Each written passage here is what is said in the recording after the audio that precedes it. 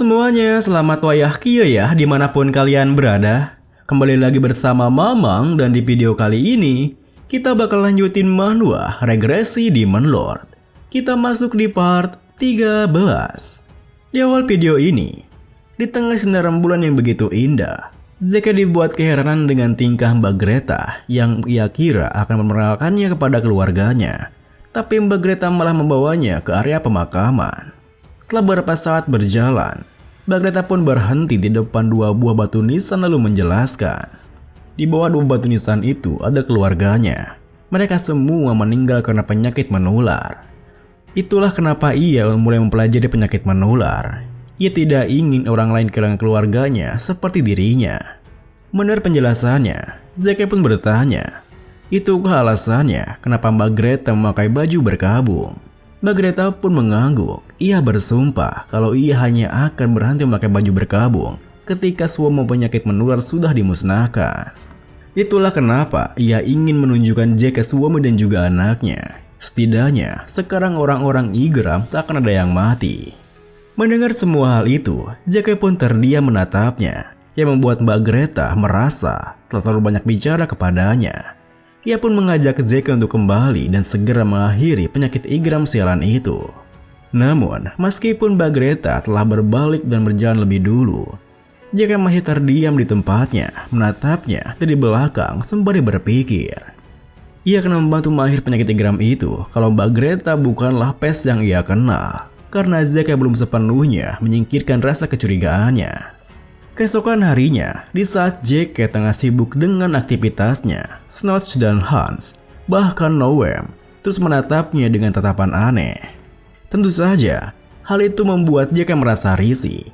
Kalau ada yang ingin mereka katakan, mending langsung katakan saja daripada menatapnya seperti itu. Hans pun membuka mulutnya mengatakan, apakah Zeke benar-benar tidak ada hubungan apapun dengan Nyonya Pargot? Saat ini, para tentara sedang menyebarkan rumor kalau mereka berdua berpacaran. Tentu, rumor cenderung mengarah pada bias konfirmasi. Mendengar hal itu, alih-alih menyangkalnya, Zeke malah balik bertanya, memangnya kenapa kalau iya? Pria macam apa yang tak tertarik dengan wanita cantik sepertinya? Kecuali mereka adalah pecinta batang. Tentu saja, perkataan Zeke membuat Hans dan Snotch tersentak kaget. Bahkan Hans mengatakan, ia baru tahu jika Zeke ternyata seorang pria juga, karena sebelumnya ia mengira Zeke itu patuh seperti Buddha yang tidak pernah menyentuh wanita. Sayangnya, perkataannya itu malah membuatnya mendapatkan jitakan keras di kepalanya karena Zeke tersinggung dengan hal itu. Meski begitu, Zeke yang awalnya tak pedulikan hal itu kini mulai memikirkannya. Seperti itukah mereka berdua di mata orang lain? Zeke berada di sisi Mbak Greta hanya karena ia ingin mengawasinya, bukan berarti itu penting baginya. Zeke sendiri masih mencurigainya karena Mbak Greta langsung muncul setelah ia menciptakan pengobatan untuk Igram. Mbak Greta juga tahu banyak tentang penyakit menular. Zeke merasa ada juga kemungkinan kalau Mbak Greta adalah pes. Meski sebenarnya Zeke lebih mencurigainya daripada Butter Salon, tetapi Mbak Greta tidak bertingkah seperti manusia demonik, jadi ia harus mengamatinya lebih lama lagi. Bahkan Zeke sedikit menyesal kalau tahu ini akan terjadi, ia pasti akan bertanya pada Green Jennard sebelum mati. Karena Green Jennard adalah satu-satunya orang yang mengetahui identitas Pes sebelum regresinya, yang membunuh Pes sendiri. Masih ada kemungkinan dia juga tidak akan memberitahunya. Di saat Zeke memikirkan semua hal itu, tiba-tiba saja Joheim mendatanginya dengan panik. Di mana Joheim memberitahu ada orang-orang Lord yang membawa Nyonya Pargot dengan alasan untuk melihat kondisi Lord. Tetapi Joheim sendiri berniat untuk pergi memeriksanya sendiri. Mendengar hal itu, Zeke pun seketika terdiam. Ia bertanya-tanya, kenapa orang-orang Lord membawa Nyonya Pargot yang merupakan orang penting dalam pengobatan penyakit menular? Pertanyaan itu terus menyudut pada suatu kemungkinan. Itu berarti kalau Pes biasa saja berada dalam istana Lord. Hingga pikirannya tertuju pada Salom yang mungkin benar adalah Pes. Dengan pikiran seperti itu, Zeke pun meminta ikut dengan Joheim untuk pergi ke kediaman Lord. Namun Joheim langsung menolaknya. Karena ia ingin Zeke tetap di sana, tidak ada orang yang bisa mengurus pasien dengan benar jika Zeke juga pergi dengannya. Serta ini juga masalah keluarga. Kalau mereka membawa Nyonya Fargot dengan niat buruk, ia pasti akan membawanya kembali dengan aman. Mendengar alasannya, Zeke yang tak punya pilihan lain pun hanya bisa menurutinya, di mana ia akan menunggu. Dan jika ada sesuatu yang terjadi, Zeke ingin Joem segera mengirim seseorang ke sana. Sementara itu, di kediaman Lord di salah satu ruangannya, terlihat Pak Salom yang tengah membaca sebuah dokumen. Meskipun ada seorang penjaga yang beritahunya jika Tuan Muda Bjorn ingin bertemu dengannya, Pak Salom malah mengabaikannya. Bahkan ia mengatakan sepertinya ia tidak bisa menemani Tuan Mudanya malam ini. Beberapa hari kemudian, Zeke tengah menyelidiki sebuah desa yang dikabarkan juga terkena penyakit menular.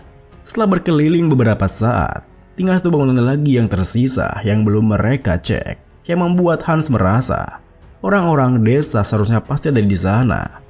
Karena selama mereka berkeliling, mereka sama sekali tak menemukan warga di sana. Kita mundur ke beberapa hari yang lalu, di mana seorang prajurit memanggil Zeke dan mengatakan jika ada kabar buruk. Sepertinya penyakit menular dengan gejala yang mirip seperti Igram telah menyebar di desa dekat kampnya.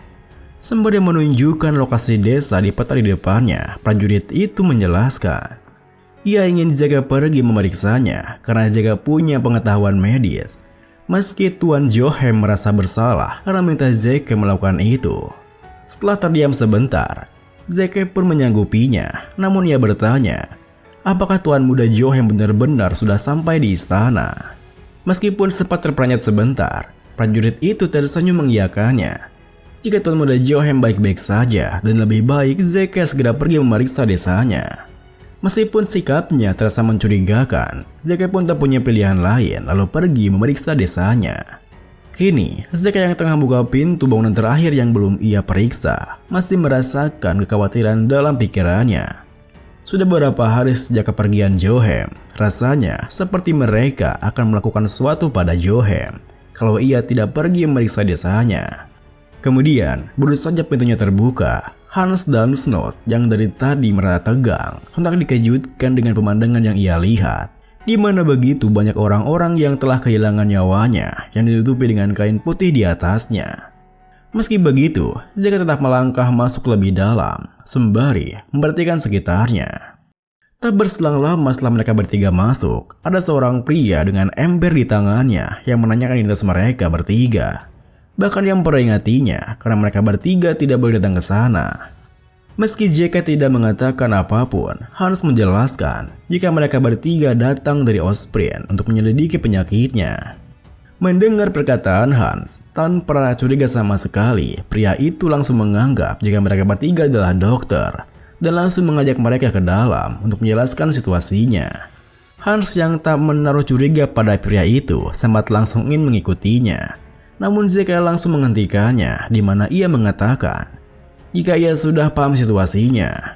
Setelah mengatakan itu, bersamaan dengan pria itu yang menghentikan langkahnya, Zeke menarik keluar pedangnya, menodongkannya pada pria itu, yang tentu membuat Hans dan Snot terkejut panik. Apa yang Tuan Mudanya lakukan? Meski sempat terlihat ketakutan, pada akhirnya pria itu pun menunjukkan wajah aslinya, di mana ia mengeluarkan belati yang disembunyikannya untuk menangkis pedang yang menodongnya. Lalu ia pun menerjang ke arah Zeke. Sayangnya, belum sempat ia bisa menggapai Zeke, pedang Zeke yang dikendalikannya langsung menusuk lehernya dari belakang, yang buatnya langsung mati seketika. Namun, meski Zeke sudah membunuh pria itu, Snot masih belum mengerti akan situasinya, hingga ia bertanya pada Zeke, apa yang sebenarnya telah terjadi? Kenapa Zeke membunuh pria itu? Sembari mengambil kembali pedangnya lalu mengendalikannya untuk menghancurkan pintu di depannya, Zeke bertanya, apakah Snot masih belum paham? Ternyata dari balik pintu yang menghancur itu muncul Pak Salom yang membenarkan sarung tangannya. Seketika itu juga Zeke yang menggenggam kembali pedangnya mengatakan, sudah cukup omong kosongnya, kemarilah. Ia tidak senaif itu sampai-sampai tertipu dengan jebakan tolol seperti ini. Melihat kemunculannya, Snot dan Hans pun akhirnya mengerti maksud dari tindakan Zeke, hingga mereka berdua pun juga mengeluarkan pedangnya. Sebelum mereka bertarung, Zeke sempat menyuruh Hans untuk bertarung bersama dengan Snot. Pak Salom sendiri sempat mengakui jika Zeke cukup tajam meskipun ia bocah yang angkuh. Baru kemudian ia memerintahkan anak buahnya untuk bertarung dan membunuh Zeke saat itu. Tentu saja, Zeke pun tak hanya tinggal diam. Ia segera bergerak menghadapi beberapa orang sekaligus agar Hans dan Snot tak terlalu terbebani. Namun di tengah pertarungannya, Zeke menjadi sesuatu bahwasanya warga desa benar-benar ada di sana. Ia merasa mereka diancam untuk datang ke sana. Melihat penampilan dan pergerakan mereka, Zeke pun yakin mereka pasti terinfeksi juga. Hingga Zeke menyimpulkan jika Pak Salom menggunakan warga biasa yang tak bisa bertarung untuk menjadi tameng mereka yang membuatnya mengumpat. Dasar kakek tua brengsek, dia bertingkah seperti tingkahnya Fes. Dengan begitu, Zeke pun meneriaki Hans dan Snot. Untuk mereka yang bukan assassin, buat mereka sekarat saja. Mendengar teriakannya, meskipun Snot kebingungan, Hans langsung menunjukkannya dengan melintir dengan warga desa yang menjadi lawannya. Tentu saja, itu bukanlah apa yang diinginkan oleh Zeke. Karena dimaksudkan Zeke adalah buat mereka pingsan saja. Zeke sendiri memberitakan hal itu karena mereka tak mungkin membunuh warga biasa. Tapi mereka juga tak punya waktu untuk memperlakukan mereka dengan baik. Kemudian, setelah bertarung beberapa saat, Zeke pun merasa karena mereka sudah menekan balik para bawahannya. Seharusnya Pak Salom sudah sadar bahwa dirinya ada di posisi yang buruk dan harus menunjukkan apa yang telah ia siapkan. Kini, sesuai dugaannya, Pak Salom yang merasa terpojok pun berteriak, memanggil seorang yang disebut Korobet. "Korobet, come here!" Seperti sekian kemudian setelah teriakannya, sosok makhluk berbadan tinggi besar dengan kapak di tangan yang muncul di hadapan mereka, yang tentu membuat Snot dan Hans bergetar ketakutan.